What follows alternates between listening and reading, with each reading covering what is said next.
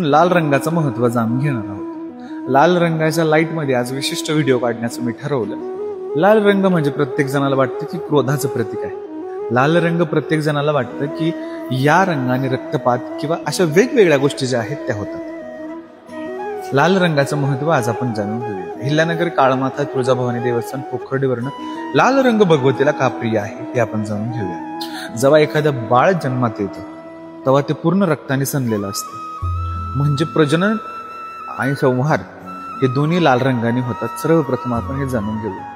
आपल्या व्हेन्समध्ये, आपल्या बॉडीमध्ये लालच रंगाचं रक्त जे आहे ते पूर्ण शरीरात वाहत असतो, म्हणून लाल रंग आपल्या जीवनात खूप महत्वाचा आहे। लाल रंगाचं पवळं धारण करणं, लाल रंगाचे रक्तचंदनाचे माळेने जप करणं, लाल रंगाचं वस्त्र भगवतीला अर्पण करणं व स्वतः धारण करणं एक देवी भक्तासाठी खूप अनन्यसाधारण महत्व देणार आहे।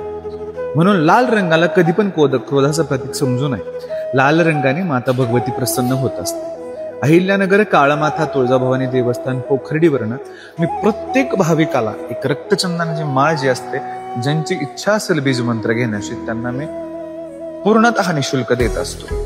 तर रक्तचंदनाची माळ ही भगवतीला प्रिय आहे व लाल रंगाचं कुठलंही फूल, फळ, वस्त्र, पदार्थ माता भगवतीला वाहिला। याचा फायदा काय? आपल्यापासून शत्रू विनाशनापासून आपल्याला संरक्षण मिळतो, शत्रूपासून संरक्षण मिळतो। आपल्या अंगात अंगीकार आपण भगवतीला करून घेतो, म्हणून लाल रंगाचे एक विशिष्ट महत्व आहे। ओंकार।